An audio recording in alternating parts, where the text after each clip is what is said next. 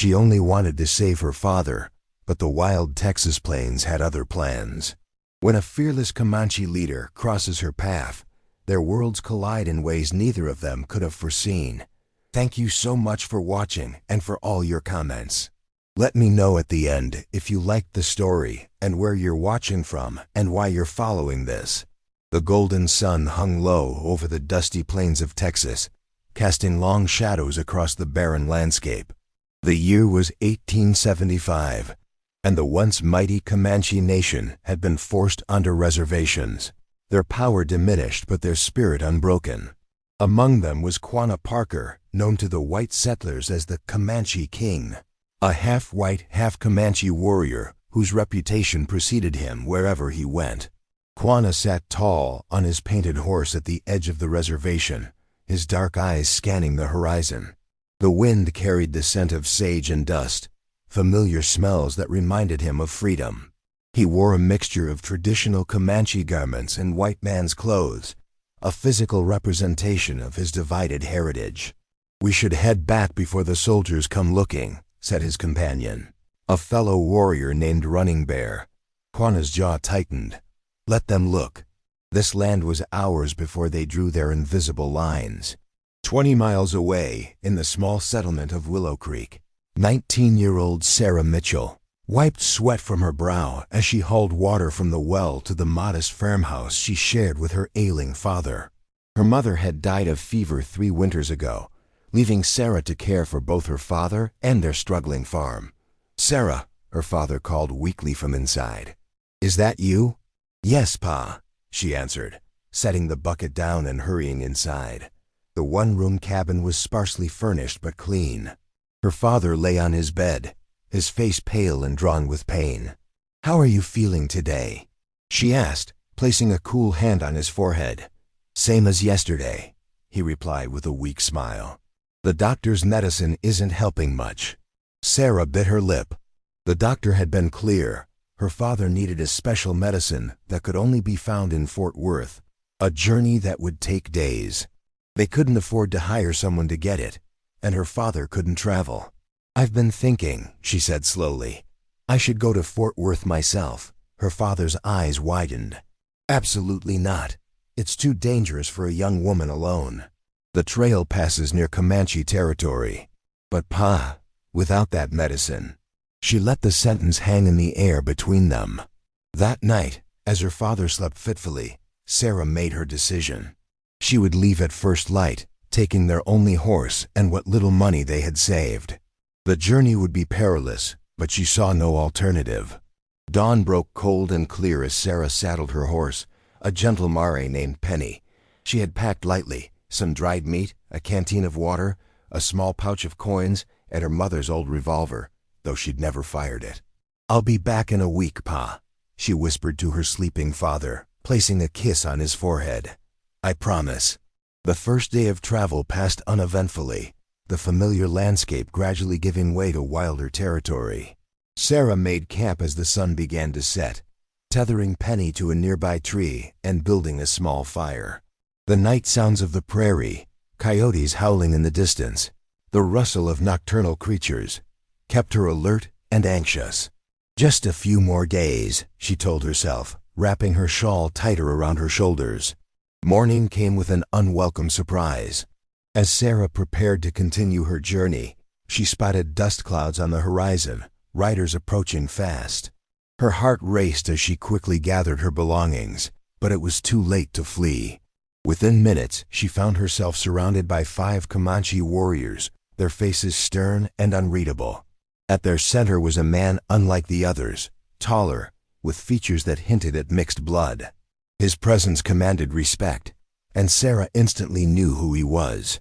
Stories of Quanah Parker had reached even their small settlement. Quana studied the young woman with curiosity. Few white women traveled alone in these parts. "What brings you here, girl?" he asked in surprisingly good English. Sarah straightened her back, forcing herself to meet his gaze despite her fear. "I'm traveling to Fort Worth for medicine. My father is dying." Quana laughed, the sound harsh in the morning air. "These lands are dangerous. You should have stayed home." Something in his dismissive tone sparked Sarah's determination. Her fear gave way to the desperation that had driven her from home. "You need to come with me," she blurted out, immediately regretting her boldness. The warriors tensed, hands moving to weapons, but Quana held up his hand, his laughter stopping abruptly. "I need to what?" he asked, his voice dangerously soft. Sarah swallowed hard but pressed on. "My father served as a doctor during the wars. He treated everyone, white, Mexican, Indian. He never turned anyone away. Now he's dying, and I need to get to Fort Worth." She paused, gathering her courage. "You know these lands better than anyone. You could help me get there safely." Quana's dark eyes narrowed, studying her intently. The other warriors watched their leader, waiting for his reaction to this astonishing request. Silence stretched between them, taut as a bowstring. Sarah held her breath, acutely aware of how outlandish her request must sound. The warriors exchanged glances, some amused, others offended. But Quana remained unreadable, his expression giving nothing away.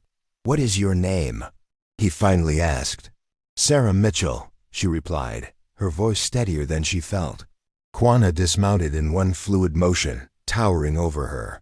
"And this doctor father of yours, he treated my people?" "Yes," Sarah nodded emphatically. "During the smallpox outbreak 3 winters ago, he rode to the edges of your territories to help those who would accept it." Something flickered in Quana's eyes, recognition perhaps. The man with the silver hair and the box of strange tools? Sarah's heart leaped. "Yes, that's my father." Quana turned to confer with his warriors in their native tongue. The discussion was animated, with several of the men gesturing toward Sarah with evident disapproval. One warrior in particular, whose face was marked with red paint, seemed especially agitated. "Red Hawk says we should take your horse and send you back on foot," Quana translated, his tone matter of fact. "Others say we should ignore you entirely." Sarah felt a chill run down her spine, but she stood her ground. "And what do you say?" Quana studied her for another long moment. "I say that debts must be honored. Your father saved Comanche lives. That creates a bond that cannot be ignored."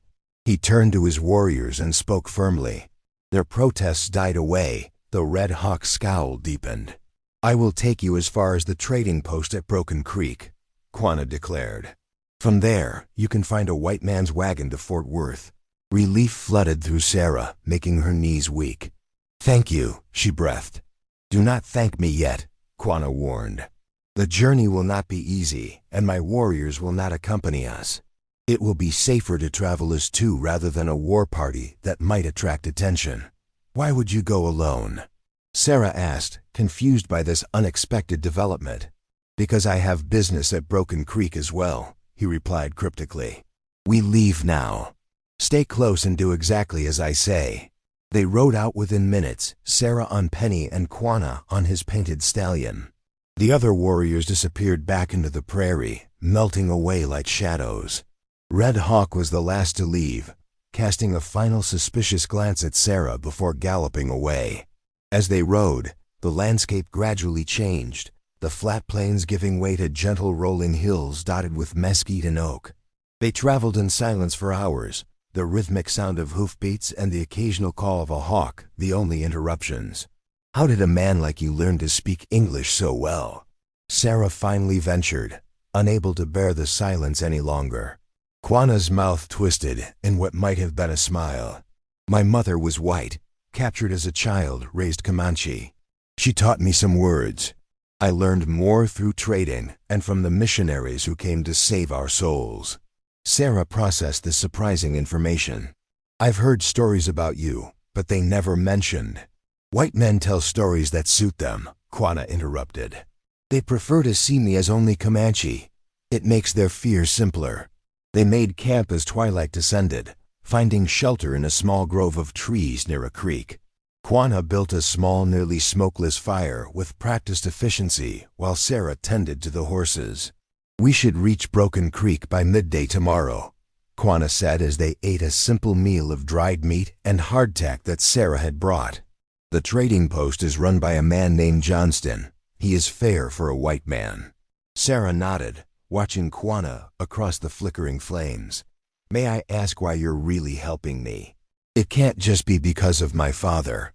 Quana's gaze remained on the fire. "My people are dying, Sarah Mitchell. Not from bullets, but from sickness and hunger on the reservation. The agent who distributes our rations steals half for himself. The blankets we receive are thin, the flour often filled with weevils." He looked up at her. "I go to meet a man who can carry our complaints to Washington."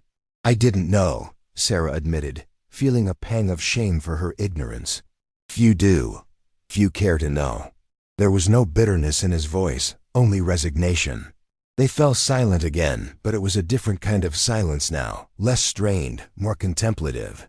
As the fire burned down to embers, Sarah wrapped herself in her blanket, suddenly aware of how vulnerable she was.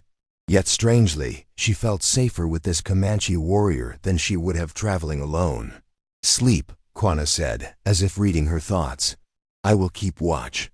Don't you need to rest too?" "I will sleep when we reach Broken Creek," he assured her. "The night belongs to the coyote and the owl, and to those who would do us harm." Sarah nodded, settling down with her back against a tree trunk. Despite her exhaustion, sleep came fitfully. Each time she opened her eyes, she saw Quana in the same position, vigilant, his dark silhouette outlined against the star-filled Texas sky. Dawn broke in streaks of pink and gold across the eastern horizon. They ate quickly and set off, pushing their horses at a faster pace than the day before. The morning passed in relative silence, broken only by Quana's occasional comments about the land they traversed or warnings about potential dangers. As the sun reached its zenith, they crested a hill, and Sarah saw smoke rising in the distance, chimney smoke from buildings. "Broken Creek," Quana confirmed, following her gaze. But as they drew closer, Quana suddenly raised his hand, signaling her to stop. His body had tensed, his eyes narrowed as he scanned the approach to the small settlement. "What is it?" Sarah whispered, fear creeping back into her voice. "Riders," he replied tersely. "Coming from the trading post, 6 men." He turned to her, his expression grave. "And they are not friends." Quana quickly guided their horses off the trail and into a dense thicket of mesquite trees. The thorny branches scratched at Sarah's arms and face as they pushed deeper into the natural hiding place. "Stay low," he instructed, dismounting and pulling his horse's reins to keep the animal still. Sarah did the same, her heart hammering against her ribs. Through gaps in the foliage, they watched as 6 riders appeared on the trail. They were rough-looking men, armed with rifles and revolvers, their faces weathered and hard. The leader, a tall man with a graying beard and an eye patch, raised his hand to halt the group precisely where Sarah and Quana had left the trail. "Someone came through here recently," Eye Patch declared, pointing to the fresh hoofprints in the dirt. "Could be our Comanche friend, or just some travelers," another man suggested. "Spread out," Eye Patch ordered. "Check the surroundings." McCready said the Indian would be coming today, and I aim to make sure he never makes that meeting. The men dispersed, 2 of them heading directly toward the mesquite thicket. Sarah glanced at Quana, panic rising in her throat. His face remained impassive, but his hand moved to the knife at his belt. "If they find us," he whispered, so softly she barely heard him, "run for the creek beyond those trees. Follow it north. It will lead you to the trading post." "I won't leave you," she whispered back, surprising herself with her own resolve. A twig snapped nearby. One of the men was less than 20 feet away, moving slowly through the brush. Sarah could see his boots through the lower branches, stepping carefully, deliberately. The moment stretched, taut with tension. Sarah held her breath, afraid the slightest sound would give them away. The horses shifted nervously, and Quana stroked his mount's nose to keep it quiet. "Ain't nothing here but thorns and snakes," the man finally called out, turning back toward the trail. "Tracks probably continue further down." A whistle sounded from the direction of the trail, a signal from Eye Patch. The men regrouped, and after a brief discussion that Sarah couldn't quite hear, they mounted up and canoed down the trail, away from Broken Creek. "Who were they?" Sarah asked when the riders were safely out of earshot. Men who work for the Indian agent I told you about, Quana explained, his voice tight with anger. The one who steals from my people. He must have learned of my meeting with the government inspector. They meant to kill you, Sarah realized, the brutality of it shocking her, despite the frontier violence she'd heard about all her life. Yes, Quana said simply. And they still will if they find me. They waited another 10 minutes to ensure the men were truly gone before cautiously emerging from their hiding place. The trading post was visible now, a collection of wooden buildings with a large central structure that bore a sign reading Johnston's Trading Post and General Store. We must be careful, Quana said. Those men may have friends watching the post. What about your meeting? Sarah asked. It may already be too late. His expression was grim. But I must try. My people are counting on me. They approached from the west, using a stand of cottonwood trees for cover until they were within 100 yards of the trading post. The place seemed quiet. A few horses hitched outside, smoke rising from the chimney, but no sign of the men who had been searching for them. Wait here, Quana instructed, handing Sarah his horse's reins. I will make sure it is safe. Before she could protest, he had slipped away, moving with the silent grace of a predator. Sarah watched anxiously as he made his way toward the building, staying low and using every available bit of cover. He disappeared around the back of the trading post, leaving her alone with the horses and her growing fear. Minutes passed like hours. Sarah strained her eyes, watching for any sign of trouble. What if the men had doubled back? What if Quana had been captured or killed? What would she do then? Just as her imagination was conjuring the worst scenarios, Quana reappeared at the edge of the trees, beckoning her forward. Relief flooded through her as she led the horses toward him. It is safe, he told her as she approached. Johnston is trustworthy. The government man is inside, waiting. The trading post was larger than it had appeared from a distance. A main building with the store and several smaller structures behind it, including a stable.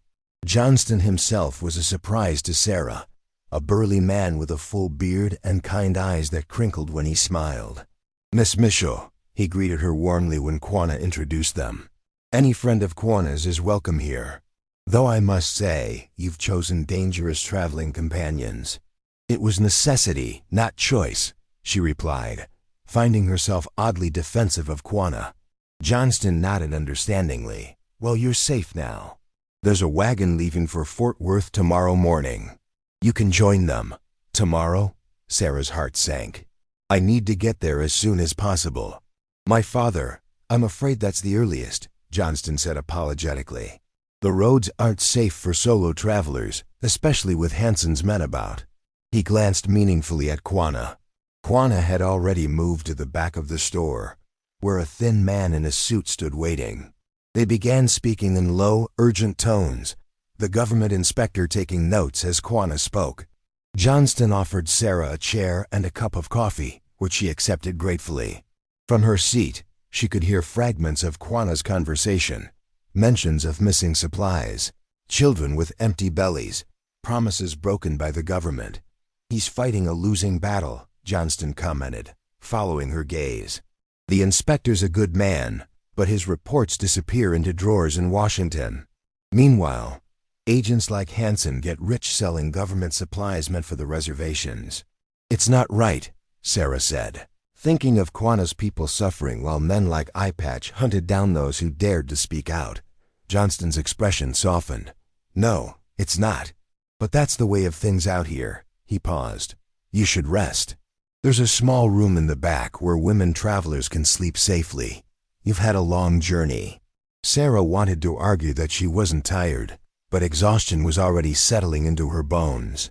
She nodded gratefully and followed Johnston to a small but clean room with a narrow bed. Thank you, she said. And ... Could you tell Quana I'd like to speak with him before he leaves? Johnston nodded with a knowing smile that made Sarah blush, though she wasn't sure why. She lay down fully clothed, intending only to rest for a moment, but sleep claimed her immediately. When she awoke, the light coming through the small window had changed. It was late afternoon. She sat up quickly, afraid she had missed Quanah's departure. A soft knock at the door relieved her fears. "Sarah Mitchell." Quanah's voice came through the wood. "Johnston said you wished to speak with me." She opened the door to find him standing there, his tall frame nearly filling the doorway. There was a new tension in his shoulders, a tightness around his eyes. "Are you leaving?" she asked, suddenly unsure of what she had wanted to say to him. "Soon," he confirmed. "It is not safe for me to stay. Hansen's men will return when they realize I have been here. Did your meeting go well?" Quanah's expression darkened. The inspector made promises. Whether they will be kept? He shrugged, the gesture eloquent in its resignation. Sarah felt a surge of admiration for this man who continued to fight for his people, despite the odds against him. "I wanted to thank you," she said, "for bringing me here safely. I know it was dangerous for you." "A debt repaid," he said simply, but there was warmth in his eyes that belied the formality of his words. "Will you—" She hesitated, then pushed on. "Will you be safe returning to your people?" "Safe enough," he assured her. "I know ways through this land that white men have never seen." An awkward silence fell between them, filled with words unspoken. Sarah was surprised by how much she had come to respect this man in such a short time. This enemy she had been taught to fear. "Your father will be proud of your courage," Quanah said finally. "Few would have made the journey you attempted alone. Fewer still would have dared to address me as you did." Sarah smiled at the memory of her own boldness. "I was desperate." "Desperation reveals truth," Quanah replied. "It shows what lies in the heart." He reached into a pouch at his belt and withdrew something small that glinted in the dim light. "Take this. For your journey." He pressed a small object into her palm, a polished stone pendant on a leather cord, etched with a simple design. "It will protect you," he said, "or so my mother believed." Before Sarah could respond, shouts erupted from outside the trading post. Johnston's voice called urgently, "Quanah, they're coming back." 6 riders approaching fast. Quanah's reaction was immediate. He moved to the window, peering cautiously through the edge of the curtain. "Hansen's men," he confirmed grimly. "They must have realized I was here." Johnston burst into the room, his face flushed with urgency. "They're blocking the main road. Must have spotted your horses at the stable." He turned to Quanah. "There's a back way through the storage room. Leads to a trail that runs along the creek." Sarah felt panic rising in her chest. "What about Fort Worth?" "My father's medicine." "There's no time," Quanah cut in. "Those men will not hesitate to harm anyone associated with me." His dark eyes fixed on hers. "Including you." The realization hit her like a physical blow. Her quest for her father's medicine had become entangled with something much larger and more dangerous. The sound of horses drawing nearer punctuated her thoughts. "I'll create a distraction," Johnston offered, moving toward the door. "Give you both a chance to slip out the back." "Both?" Sarah echoed, confused. "You cannot stay," Quanah explained, his tone leaving no room for argument. "They saw our tracks together. They will assume you are helping me." Johnston nodded in agreement. "He's right, Miss Mitchell. These aren't men who ask questions first." He reached into his pocket and pulled out a small package wrapped in brown paper. "Here, medical supplies, not everything you need, but it might help your father until it's safe to travel again."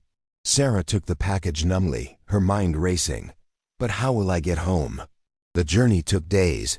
"I will take you," Quana said, surprising both Sarah and Johnston. By paths these men did not know. Outside, the riders had reached the trading post. A rough voice called out, "Johnston, we know you're harboring that Comanche troublemaker. Send him out or we're coming in." Johnston gave them a grim nod. "Go, now." He moved to the front of the store, calling back loudly, "Hold your horses, Baxter. I'm coming out." Quana grabbed Sarah's hand, pulling her through a narrow doorway into a cluttered storage room. Crates of supplies and barrels of flour created a maze they navigated quickly, heading toward a small door at the back. Behind them, they could hear Johnston's voice, deliberately loud as he engaged the men outside. "Ain't seen no Indians today, Baxter." Just regular customers and the government man who left this morning. You're lying, Johnston. We tracked him right to your door. The back door opened onto a narrow dirt path that ran behind the outbuildings and down toward the creek. Quana led Sarah quickly through the deepening shadows of late afternoon, keeping to the cover provided by trees and brush. Their horses were not at the main stable, but tied in a small copse of trees beyond Johnston's property. The trader had anticipated trouble and moved them as a precaution. Johnston is a good man, Quana remarked as they reached the horses. One of few who treats all people with fairness. Sarah glanced back toward the trading post, worry etched on her face. Will they hurt him? No, Quana assured her, helping her mount Penny. They need his trading post too much. They will threaten search and leave angry. They rode hard for the first hour, following the creek upstream, keeping to the shadows of the tree line that ran alongside it.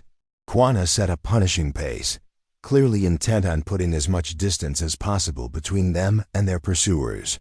The sun was setting by the time he finally allowed them to slow to a walk, the horses' flanks heaving with exertion. We have lost them for now, he said, scanning their back trail with practiced eyes. But they will not give up easily. Sarah felt numb with exhaustion and the shock of their narrow escape. The package of medicine seemed to burn in her pocket. Not everything her father needed, but perhaps enough to buy him time. Time they might not have if they couldn't shake Hanson's men. I'm sorry, she said suddenly. I've made your situation worse. Quana looked at her with surprise. How so? If you weren't helping me, you could move faster, hide better. She gestured helplessly at herself. I'm slowing you down. A rare smile crossed Quana's face, transforming his stern features. Sarah Mitchell, you have a strange way of seeing things. It was your presence that warned me of the ambush. Without you, I might have ridden directly into their trap.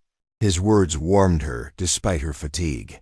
They made camp in a sheltered hollow, building only the smallest of fires. As they ate a meager meal of the last of Sarah's supplies, Quana outlined his plan. We will travel by night from now on, he explained. It will be slower, but safer. I know a route that will take us near your farm without crossing any main trails where Hanson's men might be watching. How many days? Sarah asked, thinking of her father waiting, growing weaker. 3, if we are fortunate. He studied her face in the dim firelight. Your father is strong. He has survived this long. He will hold on until you return. She nodded, wanting desperately to believe him. The next 2 days passed in a blur of cautious travel, alternating between nighttime journeys and daytime hiding. Quana proved to be an expert guide, finding water and game when their supplies ran low, reading the land for signs of pursuit or danger. He spoke little, but when he did, his words were thoughtful, revealing a depth of understanding that surprised Sarah. On the third night, as they crested a hill, Sarah's heart leaped. In the valley below, illuminated by moonlight, lay the familiar contours of Willow Creek, and in the distance, the small cluster of buildings that marked her home. We made it, she breathed, tears of relief stinging her eyes. Not yet, Quana cautioned. We must still be careful. Hanson's men may have guessed where I was taking you. They approached the settlement from the west, keeping to the shadows. The small collection of buildings was quiet, most windows dark at this late hour. Sarah led the way to her family's farm on the outskirts, her heart pounding with anxiety. What if they were too late? What if her father had already? She couldn't complete the thought. The small farmhouse was dark as they approached. Sarah dismounted quickly, rushing to the door while Quana secured the horses. She pushed it open, calling softly, "Pa, it's Sarah, I'm home." A moment of terrible silence, then a weak voice responded, "Sarah? Is that really you?" The flood of relief nearly buckled her knees. She hurried to her father's bedside, lighting a lamp with trembling hands. He looked worse than when she'd left. Thinner, paler, but alive. Gloriously, wonderfully alive. "I brought medicine, Pa," she said, taking the package from her pocket. "Not everything the doctor prescribed, but Mr. Johnston said it would help until we can get the rest." Her father's eyes widened as Quanah's tall figure appeared in the doorway. "Sarah," he whispered, "there's a Comanche warrior in our house." "This is Quanah," she explained quickly. "He helped me, Pa. I wouldn't have made it without him." To her surprise, recognition dawned on her father's face. "Quanah Parker? The Comanche leader?" Quanah stepped forward, inclining his head slightly. "Your daughter said you treated my people during the sickness." Many remember the silver-haired doctor who did not turn them away. Sarah's father struggled to sit up. "I remember, too. I treated a young mother with 2 children. She had your eyes." "My sister," Quanah confirmed quietly. "She lived because of your medicines." As Sarah prepared the medicine Johnson had provided, mixing it with water as directed, she listened to the 2 men talk. They spoke of the reservation conditions, of treaties broken, of the sickness that had swept through both white settlements and Indian camps. Despite their differences, they found common ground in their shared humanity. By morning, her father's fever had broken. He was weak, but the worst had passed. Sarah stood outside with Quanah as the sun rose, painting the prairie in hues of pink and gold. "You must go," she said, seeing how he scanned the horizon constantly, alert for danger. Hanson's men could still be searching. Quanah nodded. "Yes, I have been away from my people too long." He mounted his horse in one fluid motion, then looked down at her. "Your father will recover now. You have a healing touch like him." Sarah touched the stone pendant he had given her, which now hung around her neck. "Will I see you again? The world is changing, Sarah Mitchell. My people's way of life is ending." His expression was solemn, but not without hope. "But new ways are beginning. Perhaps in this new world, our paths will cross again." "I hope so," she said with surprising fervor. Quanah's rare smile appeared once more. "The Comanche have a saying, 'The earth is our mother, the sky our father.' Between them, all things are possible." He raised his hand in farewell. "Until we meet again, Sarah Mitchell." She watched him ride away, a solitary figure against the vast Texas landscape. The morning wind carried the scent of sage and promise. Her father was healing, and somewhere on the horizon, a new understanding had been born, a bridge between 2 worlds that had seemed impossibly divided. Sarah touched the stone pendant once more, feeling its smooth surface beneath her fingers. "All things are possible," she whispered to the wind. "All things,